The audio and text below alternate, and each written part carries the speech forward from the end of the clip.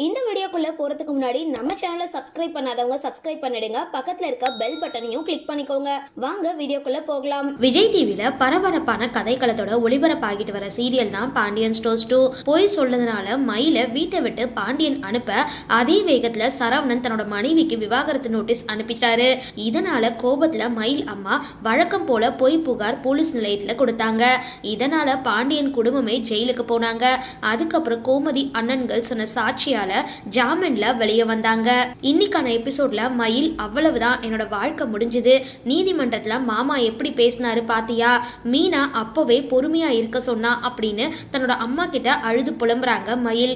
ஆனா அவங்களோ உன்னோட வாழ்க்கைக்காக தான் இவ்வளவு போராடுறேன், என்னோட தாலியை வச்சுதான் வக்கீலுக்கு பணம் கொடுக்கணும், இப்படி கஷ்டப்படுறது உனக்காக தான் அப்படின்னு எமோஷனலா பேசுறாங்க.